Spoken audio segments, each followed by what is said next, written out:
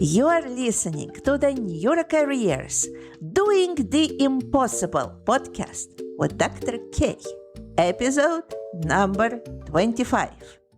Dear Neurocareers podcast listeners, today we continue to explore the interconnection between art and science, specifically the connection between art and neurotechnologies. I'm honored to introduce today's guest, Daniela de Paulis, a former contemporary dancer and a media artist exhibiting internationally. Daniela is an author of the Mare Incognito project, which won an Art of Neuroscience 2022 award. The culmination of this project was a live performance during which the brain activity of deep sleep is transmitted into space in real time. Welcome, Daniela. It's wonderful to have you today in our podcast. Can you please briefly introduce yourself and also tell us where you are joining us from? Thank you, Milena, for having me. I'm very honored to be part of your podcast series. I think you're doing a wonderful work trying to bring neuroscience to newer generations as well. I'm a media artist, as you mentioned. I work with the combination of radio technologies and electroencephalogram technologies. And I'm currently at the Green Bank Observatory in West Virginia. I'm collaborating with a team of radio astronomers at the Green Bank Telescope, and we are working on my next project, which is going to be presented in February, March 2023. So for now, I will mention Mare Incognito. And this project has been also a long-term project. We started it conceptually already in 2017. Like all my projects, sometimes it takes years before the idea is implemented. Sometimes the technology requires a lot of development. And in the case of Mare Incognito, eventually the wait really paid off. So delay in the project also allowed me to find some amazing collaborators at the University of Cambridge, the Donder Center in the Netherlands also. And we used the square kilometer array, which is one of the newest generation radio antennas, to send my brain activity of deep sleep into space while sleeping. So this is just one step in my ongoing work on radio technologies and neuroscience. Thank you so much, Daniela. That's a beautiful introduction, and I'm already curious to know more and about new project and, of course, Mare Incognito. Before we get to that part, I would like to ask you, where did everything start? Because our podcast listeners are students who want to pursue different careers, and they're just starting to discover themselves, their interest, and how they can implement this in neurosciences or in general in sciences, how they can connect art if they're interested with science, and so on and so forth. So can you tell a little bit about your career path? How did you become an artist? How did you become interested in neuroscience? And did you see this already coming when you were just a little girl, when you were growing up? No, not at all. I had no knowledge of neuroscience until maybe 10 years ago. And I've always been interested in astronomy since a young age, but I never pursued the study of astronomy in depth. I always felt more inclined towards artistic subjects. So my background is very much in the tradition of visual arts. I studied painting. I also studied contemporary dance. So as an artist and as a performer, I've always been interested in space. So space is really the main topic of my work. It used to be the stage of the theater, and then became urban space, the space of the cities, the space of the ocean, I also worked with projects across the seas. And then eventually I ended up working with outer space and inner space. So combining, creating a poetic resonance between outer space and inner space. And this is what I've been doing for the past maybe 10 years, when I started with a project called the Cogito in Space. So in Cogito in Space, we send into space the brain activity of people who watch a film of the Earth seen from space. And the participants sit on a reclining chair. They watch a film of the Earth seen from space through a virtual reality headset. And we wanted to send the brain activity of people going through this experience into space in real time. So we worked on this project for 5 years before we managed to implement it exactly the way we wanted it to be. When I started working on this project, virtual reality was not ready for commercial. In 2013, it was still a developing technology, and also mobile electroencephalogram in 2013 was still not optimized for the type of use we wanted to make of it. And eventually the breakthrough in the project happened around 2015, when I started a conversation with a company in Austria that produces these lab-grade devices with 32 electrodes, which is also portable. And that was the moment when we realized we could do that. So we had a portable EEG device. We could finally use a commercial version of the VR headset, and we managed gradually to implement this idea and to have people go into a radio telescope in the Netherlands for sending their brainwaves into space using this large antenna, which really gives a sense of communicating with the cosmos. So the whole point of this project was to create a very intimate connection between the subject, the participant, and outer space. So to use these radio transmissions as a way to create a direct connection between inner space and outer space, and actually somehow suggest that there is no real division between what is out of our body and our mind and what is inside our body and our mind. So the two spaces are much more penetrable between each other than we think.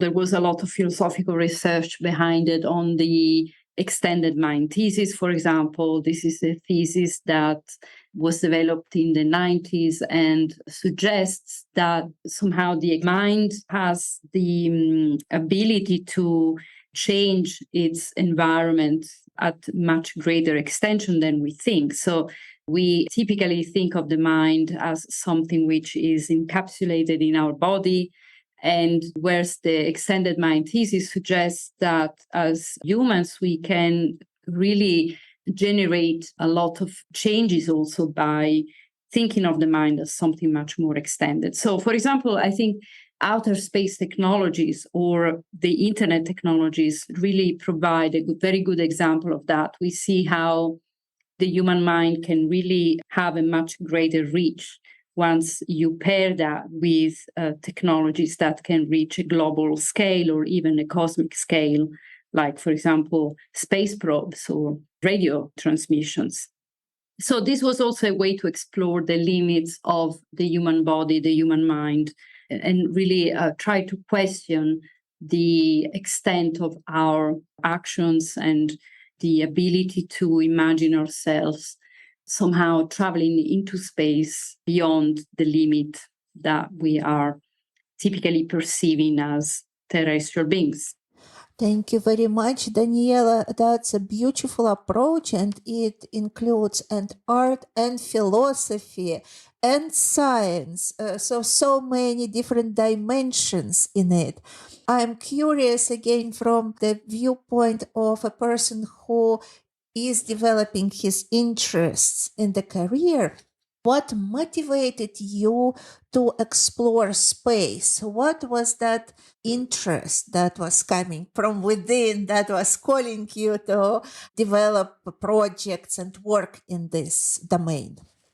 I'm not sure if there is a specific answer to that. It's just as it is often the case when making a career decision or eventually embarking on a career path. Often it is a series of a combination of desires. And for me, I've always been very interested in experimenting, in really pushing the boundaries also of artistic expression, of artistic presentations.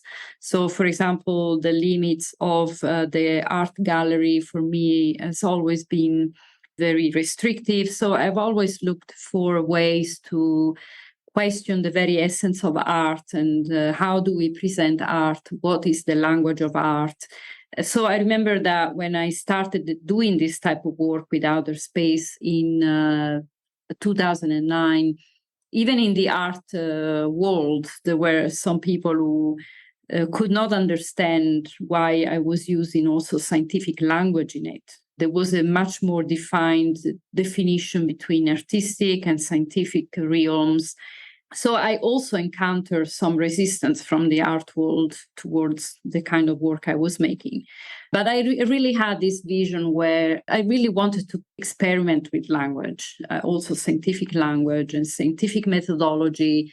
And I wanted to see how, using these scientific methodologies, you could actually explore these very profound questions of human nature, of our existence. And then when you really expand these questions of existence, of life in general, eventually you relate yourself with the cosmos. That becomes immediately, I think, an interlocutor, if you like.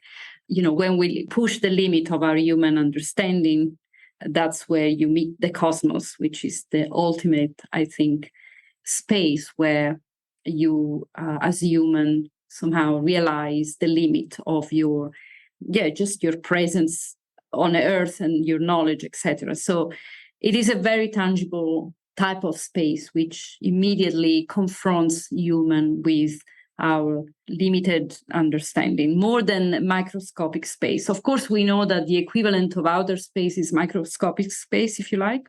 And there is so much we don't know about, the way the invisible worlds work right in front of our eyes. As I'm talking to you, there is a whole hidden life in every object we touch, in everything we see, that is way beyond our perception.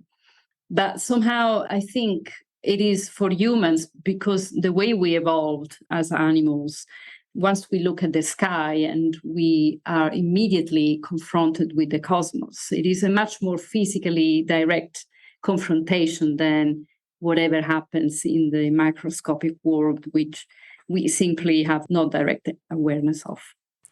Yes, absolutely. And this reminded me of something. I had a fear of being in dark places because I thought that there is somebody, that I cannot see. And what helped me when I realized that there is always something nearby, even if we're talking about microscopic bacteria, millions of different microorganisms everywhere and animals. And, there is so much around that you are never alone, that of course there is somebody nearby. And this is how I overcame my fear of darkness. So I love your explanation of really expanding the boundaries. That is beautiful, and you're exploring it through so many different ways. How did you overcome that resistance that you felt from the artist at that time when you started to implement scientific methodologies in your explorations? I think for me, the desire to explore this path in artistic research was much stronger than the criticism that I encountered along the way.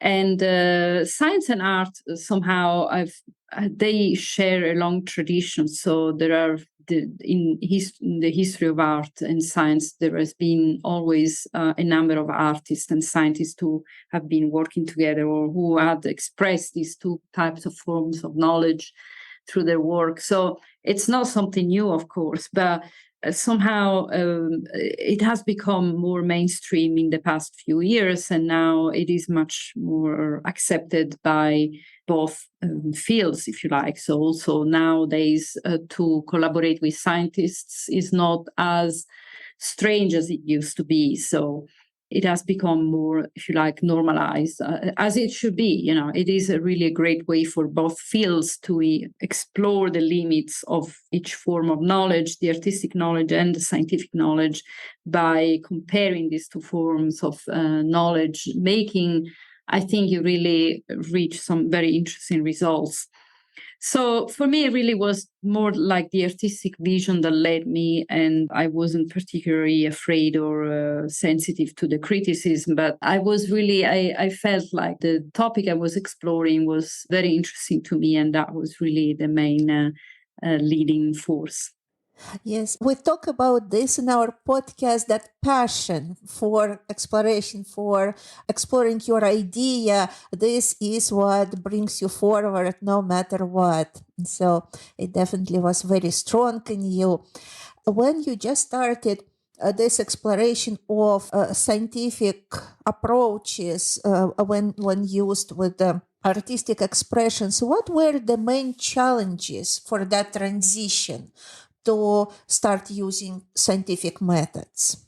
The main challenge was at the beginning familiarize with the scientific language, learning this way of defining phenomenon, reality. So in art, we have a completely different way to describe even the same phenomena. So it was very at first challenging to look at something in a very descriptive way, in a very, if you like, objective way. So familiarizing with the language, with the methodology, with how scientists look in a very focused way at a particular question, whereas in art, everything is much wider. You immediately have a syncretic perception, understanding of things. So it was difficult to zoom in and out, to embody like the mind of a scientist while also keeping this form of creative, more, if you like, organic approach towards the topics that we were exploring. I think it can be tricky sometimes when you work with scientists to really I developed eventually a language to explain what I do to scientists, to explain why for me it is valuable to send my brain activity into space. So I had to develop a way of describing my work that could also make the idea compelling to scientists, because otherwise, if the idea is not compelling to them, you cannot establish any collaboration. So I would say for any artist or scientist who wants to work in this transdisciplinary field, it's very important to understand how the other party communicate and try to also explain your message in a way that can convey a very interesting idea in a way that is maybe is not maybe completely familiar to you. Yes. So basically, learning each other's language. Yes. Absolutely. That is very important when we're trying to work with different fields, yes, like art and science and other disciplines. Beautiful. I'm glad that you were able to learn that language and made so wonderful projects. What became available to you when you started integrating science in your projects that wasn't maybe available or possible before that? Yeah, that's a really great question. I would say that I don't have an answer to that. It is something that I keep questioning along while I keep developing this work. So, for sure, the technology I have access to has allowed me to expand my artistic language into dimensions that I would never have imagined before. So at the moment, I'm collaborating with the largest steerable radio telescope in the world. And there is no way I could have done that if I didn't seek this collaboration with scientists. So for sure, the possibility of using instruments that are not just the computer, digital videos, or media that I was using before working with scientists. So the access to laboratory grade devices, these very sophisticated devices that can look at reality with great precision and with a lens that you wouldn't otherwise have as an artist working in your own studio. So for sure the technology, but also conceptually, over the years I really cleared a lot of sometimes misunderstandings about things that you can have as a non-scientist. So in my work, I try to be very thorough also when it comes to science. So when I explain to people that they're sending into space their brain activity, I really want that to be an accurate message. I don't find it interesting to give people the feeling that they are going through an experience which is only imaginary. For this reason, I wanted to work with lab-grade devices that really can produce that type of experience. And typically, people really appreciate that. So when you tell them that what they're going through is an actual recording of brain activity and it's not just a fictional event, they really appreciate that. They really understand the difference between an imaginary event and a real experience. So that, first of all, makes a big difference.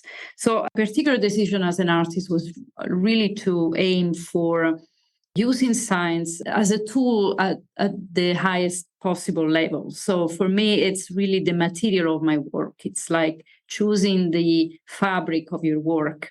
And I wouldn't want this fabric to be just of, a quality I wouldn't be happy with. So I really see that the science for me is just for a painter, the color, the particular type of oil paint would be. And so that's the first realization I made as an artist. But of course, for every artist, this is very different. I know there are artists who use, for example, commercial, very simple EEG devices, which suggest the idea of recording a brain activity, but in fact, it is mostly recording of facial noise and muscle noise, etc. So, it is up to the artist to use the tools in a way that most fits the artistic message you want to convey. Yes, absolutely agree with you. And this is a beautiful explanation. You are using tools and certain materials, and you want them to be perfect. Yes, the best possible for your expression. I also understand that you needed to acquire some technical skills while transitioning into using science to support your art.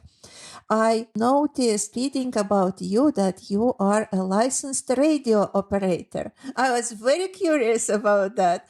Can you tell a little bit more about what did you need to acquire and a licensed radio operator? How did it happen and how it helps you as well? Yes, it helps a lot because I started from, let's say, a more amateur level of science, which is amateur radio. So amateur radio is gradually led me to work with professional radio astronomers. So initially, I was collaborating with radio amateurs who are very technically minded people, and they use radio technologies in a very playful way. And that was a very interesting experience. But that is where I started learning the basic language. So it's like the basic driving, learning about radio waves, electromagnetic spectrum, frequency, power, antennas, all these words continuously popping up as part of my daily work as an artist. And then it became quite natural for me at some point after a few years just to eventually get a license as a radio operator, which is, the license to operate a radio antenna. So I just took an exam. I'm Italian, so I took the exam in Italy. And the course essentially teaches you the basics of radio technologies. And that was very helpful. But now I don't work with radio amateurs any longer, so I don't use my license anymore. I work with radio astronomers, and the type of instruments they use are way too sophisticated for me to really use them directly. I rely on their help to use them. But still, the language is very similar. So radio transmissions, frequency, again, electrical signals, all these words are basic language.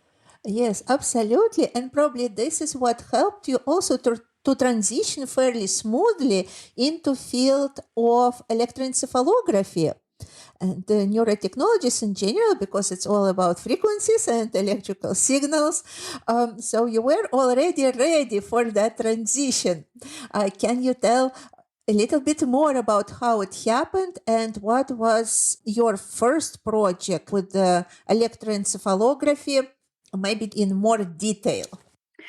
The first project I developed where I used electroencephalogram was Cogito in Space. So in 2013, I was already working on this idea.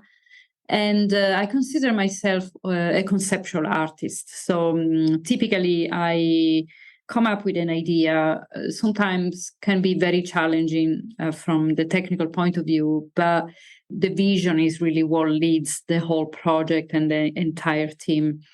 So as long as the idea is strong and clear, I'm confident that I can bring the team together and really lead the team towards this objective. So I was already working with radio operators back then, and I had this idea of sending into space the brain activity of people watching this film in virtual reality. And I had no idea how to do it. I didn't know anything about electroencephalography. All I know is that you could record the brain activity with these devices, but it was all very much learning while making the project. So because also as an artist, I work with other people, I collaborate with other people. One of the most challenging part of this project was to find the right collaborators. So a team of people who could do all the tasks that the project required. In particular, we were looking at converting the brain activity from these 32 electrodes into a sound that we could send into space in real time. So just speaking with many people, neuroscientists from different institutions, et cetera, eventually I met a team of people who does exactly that. So this team of people, of neuroscientists, work with artists to convert the brain activity into a sound. And that was really a breakthrough in the project. So there is several layers of work. There is the human aspect. So the collaborators are really the most important part of the whole project. Without the right collaborators, there is no way you can learn about something new. And you cannot implement something so challenging. So I would say if you have a strong idea, and even if you don't have skills, that is not a problem. You need to look around for people who can help you to gain those skills, understand what you need to do, and who can really, if they like the idea, if it's a synergy, it's a collaborative work. So you learn while doing, the same way I've learned about neuroscience, about electroencephalography, just by doing the project, is essentially. Learning by doing is one of the most powerful ways actually to learn something. So you are using best approaches, even from a neurocognitive perspective. Yeah. Collaboration, of course, is very important, and we talk about this in our podcast. And I remember one of our first podcasts with Dr. Christoph Guger. Probably this is the amplifiers that you work with. We talked about collaboration because Dr. Guger collaborates, I think, with the whole world, and that is a very big strength. This is how we can achieve so many things. So beautiful that you are mentioning that, and how how it helps in projects. So what was the main outcome of the Cognito in Space? The outcome was, how can I explain? It is difficult to, I think, define because my projects really don't have one particular outcome, like when you show something in the gallery only, if you just, I mean, it is a choice, really artistic choice. You can, as an artist, you decide to present your work in the gallery, like have a painting in the gallery, and that's one way to present your work. For me, typically I combine gallery presentations to a whole series of other types of dissemination. So, for example, we wrote several academic papers about this project. We also recorded several interviews, and I presented it in many conferences, both about science and art. So I also talk with people like yourself who are from the neuroscience field, as well as people from the arts. And that is really, in my opinion, a great way to disseminate your work in ways that has a much greater resonance, because more people can become interested in what you do and can really become inspired by this type of work.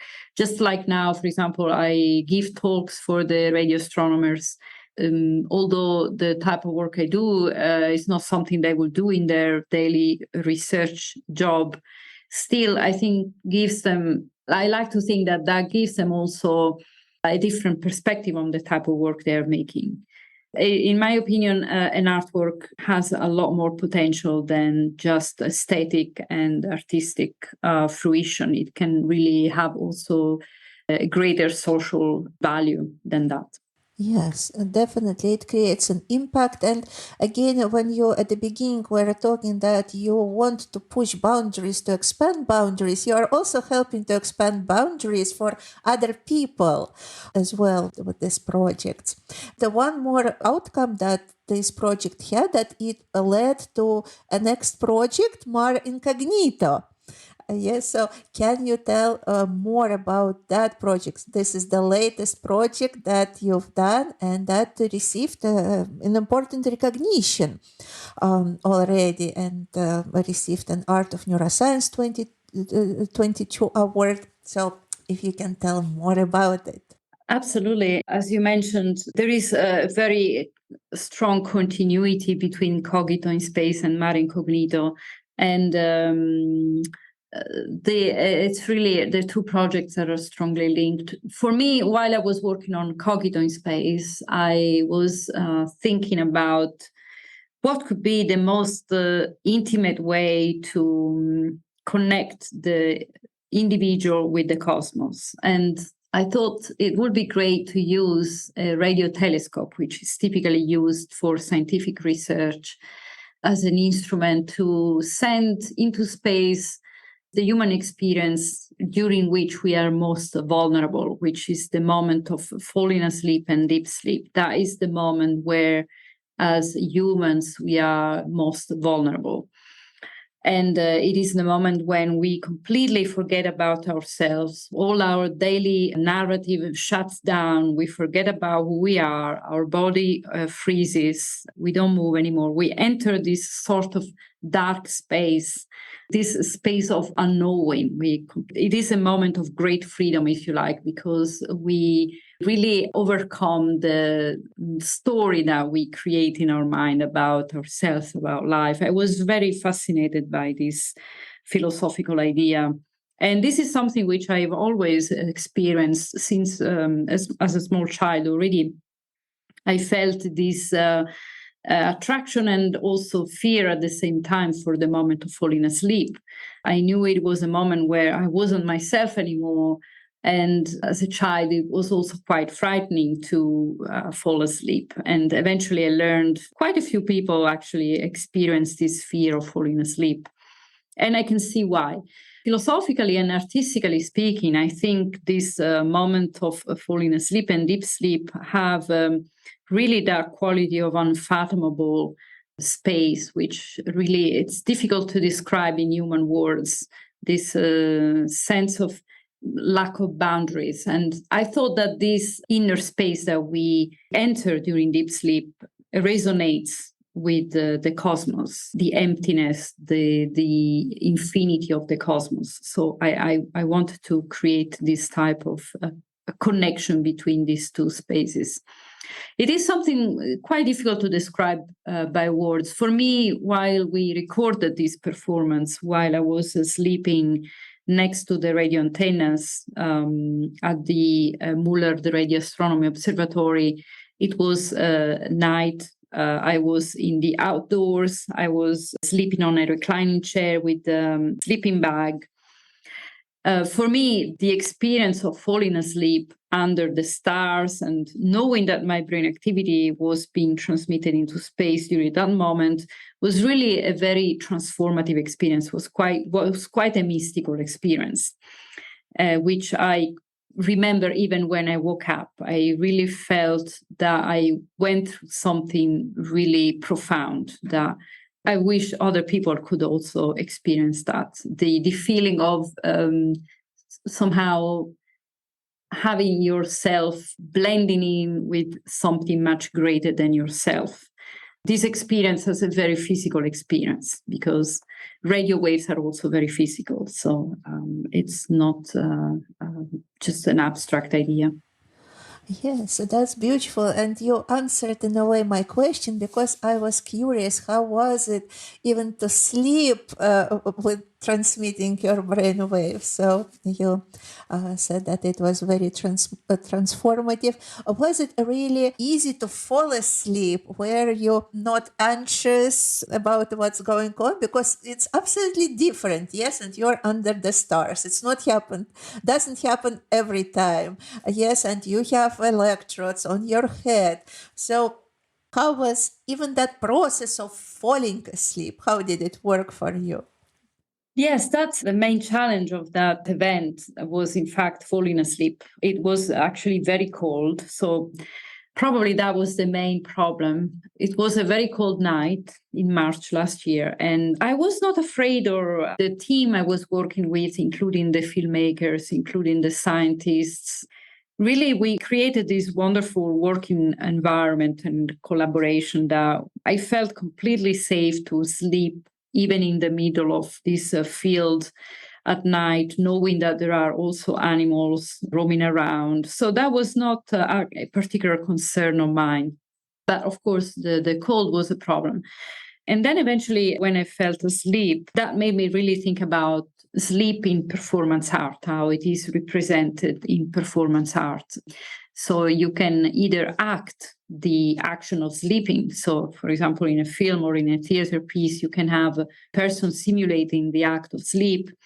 But when you work with electroencephalogram, you know when that is actually happening or not. And the scientists were actually able to point that out to me after waking up, that I was really in deep sleep at some point. They could tell from the recording of the brain activity. And that was actually really very interesting. So, yeah, and maybe this is not part of the answer, but I thought it might be interesting to mention that for me, this project was not about dreaming. So I wasn't particularly interested in the dream stage. And during this performance, in fact, I didn't go into any dream stage. I was really interested in this moment when we lose our awareness and our biographical narrative. And I wanted to have this moment of void, inner void and outer void, somehow dialoguing with each other. Yes, so you were more interested in experience and merging those worlds. Beautiful. So now that this project is completed, what's your next step? You already mentioned at the beginning that there is some new project that you are working on. Where are you going right now? Yes, I cannot say much about this next project simply because it is part of the actual presentation, the fact that it has to be really a surprise. But also I can say that I'm still working with radio technologies. And I'm continuing. Mare Incognito won the prize of Art of Neuroscience, is the first part of the project. And we are already working on a second part of the project, also in collaboration with GTEC and Christoph Guger. And we have a really big plan for this follow-up event. I'm already very curious about it. I hope we will meet after you present that project and you will tell us more about it. I read that you collaborated, at least on your brain-related projects, with the Donder Center in Netherlands and also University of Cambridge in UK. I'm familiar with Donder Center. I hear a lot about it because they're very famous for their magnetoencephalography research. So I'm specializing in magnetoencephalography, and that's why I know the work that they're doing very well. How is this interaction happening? How are they contributing to the project? What is the main contribution from centers like this to artistic projects like you are doing? We started working on this project on Mare Incognito during the pandemic. So between 2020 and 2021, we had weekly meetings with scientists from the Donder Center and the University of Cambridge. So it was really a regular meeting. We only met in person, eventually only in September 2021.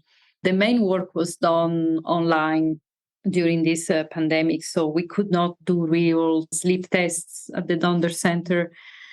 But that also was very good because it really allowed us to develop the conceptual part of the project. So by the time we met in person to carry out the technical tests, we already developed the concept really well. We were very well prepared as a team. So I think we really gained from each other a lot. For me, I really enjoyed to work with the people at the Donder Center and the University of Cambridge in this particular project because I noticed, especially neuroscientists, have a way of working which is very team-based. I noticed there was no particular leader in the project. We were really all pretty equal. And that type of teamwork, actually, I never quite experienced it the same way before.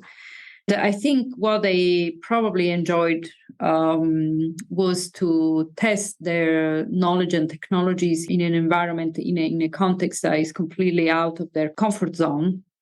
So it was very challenging for them to develop the technical part of this project, but they really enjoyed it as well. So they appreciated the challenge, and all the staging of this idea, I think, was very interesting for them to just see how neuroscience can live in a context which is theatrical and philosophical, if you like. Yeah. I think that's so good the way you said that it was beneficial for both parts and for you and for them, because it opens up neuroscientists for new possibilities and new applications of neuroscience, of neurotechnologies. This is a trend that I see that is happening right now, this merge between arts and sciences, art and neuroscience particularly. If we look into the future, let's say 50, 100, 200 years from now, because I saw in one of the articles that you were talking about the future, let's say 200 years from now. So if we go that far away, how do you see in general the science, the art? What would happen and what can happen if we continue this type of collaboration that we're starting right now? Wow, that is really 200 years from now. I mean, it's very hard to imagine. I think neuroscience can give an insight on how we experience life. Like, for example, I know there is a lot of interest around dreams, and dreams has a very iconic, very special place in art. And the possibility of visualizing dreams or somehow describing dreams to this type of devices, I think, is very appealing to artists because it sheds light on something that has been so extremely mysterious for, all our evolutionary history. So it is a way to make something unknown or visible, which is also something that art does. I don't know exactly how art and neuroscience will evolve in the next 200 years, but I see that these different types of knowledge are increasingly communicating with each other. So at some point, perhaps we will have a type of knowledge where, besides specialist knowledge, we will have a lot more intersection amongst these various forms of knowledge. And also, I think in general, we will be able to use human intelligence at the global scale in a much more efficient way. So there are so many interesting, possibilities, if you like, if we found a way to harness the global intelligence, global knowledge in a way that it is actually really helping solving problems and tackle, these global issues. I think we have already the technical tools to do that. So maybe neuroscience and art could also be the catalyst for, using knowledge and science and global intelligence in a way that it's also helping to make radical changes in our world, which are much needed. Absolutely. And maybe talking about what you said at the beginning, how it's important for you to expand those limits, to also remove boundaries. So this conjunction between science and art, neuroscience and art, can maybe facilitate removing boundaries between people, which I think is very important for a beautiful future environment in which we all live. One question I have about you being a member of IAA SETI, Search for Extraterrestrial Intelligence Committee, and also you're a regular host for the WOW Signal podcast. So as a podcaster, I'm very curious about that. Can you tell a little bit, at least some glance into it to our listeners? Yes, I've always been interested in the search for extraterrestrial intelligence. And eventually in 2016, I joined the Permanent Committee, which is a group of scientists who try to answer the question, are we alone, or what could another extraterrestrial civilization be like? So these are all very challenging questions, very far-fetched questions. But what I find really interesting about these group of scientists who work on searching for an extraterrestrial intelligence is that it is a very interdisciplinary group. So you cannot look for an answer to these questions if you don't use different points of view. So you need anthropologists, you need sociologists, you need artists, you need scientists, etc. So it is a very special type of science which really where interdisciplinarity is really necessary. And the Wow Signal podcast is a platform by a friend of mine called Paul Carr. He's a scientist, he's a NASA scientist, and he created this platform with the intention of hosting conversations amongst scientists, humanists, artists, trying to talk about science in an unconventional way. So also looking at the philosophical layers of science. So talking about the aspect of science that are not usually covered by scientific podcasts or scientific websites, for example. It is an interdisciplinary conversation, and we focus a lot on SETI, but also other topics. Yeah, thank you very much. And maybe our listeners also will want to listen to that podcast. So sounds very interesting. Your projects, like for example, Mar Incognito, do you think they can contribute to that search of extraterrestrial life? And if so, what would be their contribution? This is a good question because I typically don't use radio transmissions to communicate with an extraterrestrial intelligence. And I know that many people can interpret this attempt as a way to look for extraterrestrial intelligence. In my case, that is not the intention. So I don't target a particular planet, or usually when we transmit the brain activity into space, we keep the antenna still. So, which means that the signal spreads across the space, doesn't target any particular planet. But this is the core of actually the way I use radio transmissions in my work. So it's not so much a way of communicating as it would be if you were transmitting a message towards an extraterrestrial planet. But it is a way for, well, in this case, humans to really have a contact with outer space, which is more, if you like, philosophical, subjective.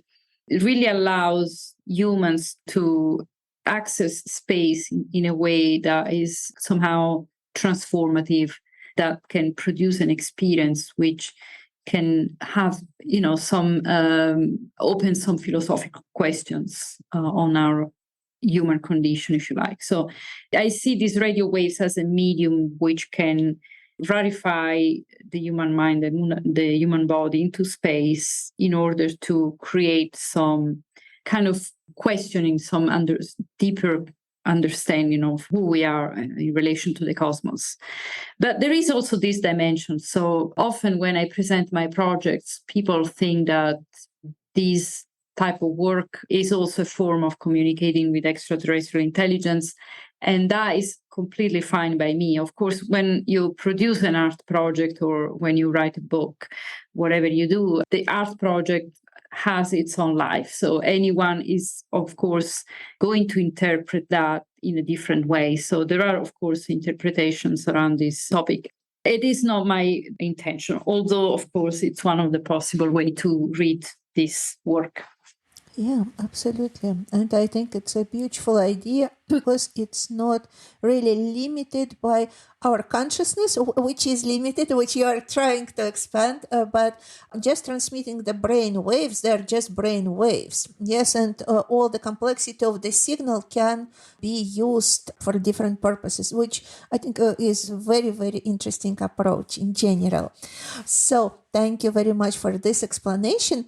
And another question is, we're already nearing the end of our podcast. And my question is, what was the most interesting finding for you working in this merge between the arts and science, and maybe specifically with neuroscience? With neuroscience, I feel like there is so much more that I could explore, that I only touched the top of the iceberg. So for me, this is just the beginning of a great number of possibilities. So I think as long as you find a team, like in my case, I was very lucky to find this particular team at the Donder Center and the University of Cambridge that is willing to collaborate in a very egalitarian way. So we really work in a way that we are humble with each other. So they are very respectful of my work, of my perspective as an artist, as much as I am of their work and their perspective. So as long as you find collaborators of these kinds, you amplify your potential as an artist to the number of people you have in your group, because everyone, if there is a safe environment in the group, then everyone really brings their own ideas and their own intellectual contributions. So what you can do as a single artist or as a single researcher really becomes much greater, because you have access to this hive mind, and you can really see things that you wouldn't otherwise be able to see, maybe within the limits of your experience. Yeah, thank you very much. So again, we're going to the topic of collaboration and respectful collaboration with each other, which can amplify each individual or each individual idea manifolds. Thank you for noting that. Our podcast is called Neurocareers Doing the Impossible. You already implemented something that wasn't possible before. You translated the brain data in deep sleep into space, which required a lot of preparation and work and teamwork. How do you make impossible possible. As an advice for those who are just thinking sometimes maybe seemingly impossible projects, what would you advise them so that they would go ahead and make this impossible possible? Talking from my experience, which might not necessarily be similar, identical or similar to someone else's experience, but talking from my point of view, when you have these challenging ideas, it's very exciting. So when I present these very challenging ideas, usually the scientists respond very positively because they also enjoy these challenges, and it is really providing a new field of exploration. So you have the strength that you can create a strong team when you have a strong proposal. A slightly, a challenging, a daring proposal is always very exciting for the team. On the other hand, in my experience, I really had to apply a lot of patience. So, as I mentioned at the beginning of this podcast, my projects take years in the development. So, what you see typically research that takes 4 or 5 years at least. Now I mentioned I'm working on a new project which has already been taking 3 years.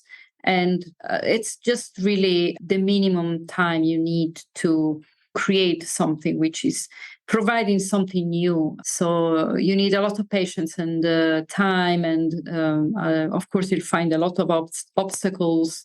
So it's important that the team is a united team, so you can also overcome the difficulties that you will encounter. So it is both exciting, challenging, and requires a bit of stamina as well. Thank you. So, but it's interesting that you mentioned patience, especially in the long run, long-term projects. That is important. I think we haven't mentioned this in our previous podcast episode, so this will be something new and I think very important for people to hear.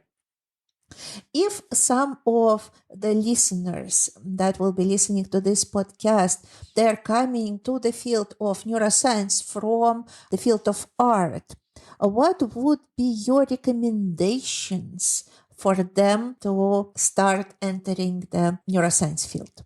From the art point of view, I think there is not just one channel to enter the field of neuroscience. It really depends. You can do it. You don't necessarily need to collaborate with the neuroscientists to be able to work with neuroscience. There is already a lot of books that are accessible to the general public, or a lot of material online that you can already study and do research on and learn a lot about the brain, about neuroscience, and use it in your studio-based work as an artist. As a painter, you can already tell a lot about neuroscience by just reading about it. If you want to collaborate with a team of neuroscientists, that can become quite complex, because in my case, I also have to make funding applications, because you will start using expensive equipment. You will have to develop specific softwares. So it becomes very expensive once you want to implement a project with actual neuroscientific tools. So it also depends on the working context. That shouldn't be putting people off from actually working with neuroscientists in other ways. And you can, of course, always contact neuroscientists at universities. And typically, in my experience, they reply, they're willing to offer help. So already talking with specialists from this field is already very, very useful, and gives you access to a world that maybe is very different from the artistic world. Thank you very much, Daniela.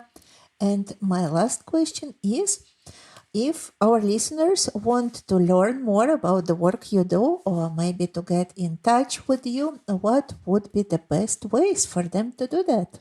Many ways, I will say. So there is quite a lot of material online about my work. I recorded many talks in conferences. So there is a lot of recorded talks on YouTube. Also, my website, danieladePaulis.com, or feel free to get in touch if you want to have a chat with me. That's always possible. Yeah, just maybe we can, see if maybe our path cross in my near future. I will be traveling a little more to bring my projects to other countries. So, also I hope you'll be able to see them in real life. Yeah, thank you so much. I actually personally look forward to seeing your projects in real life. So I will be on the lookout. Thank you. So thank you. Thank you so much, Daniela. That was an amazing conversation. A lot of thought work, I think, and for me, definitely, and for our listeners. So thank you. It was very, very enjoyable. Thank you, Milena, for having me. It's been wonderful.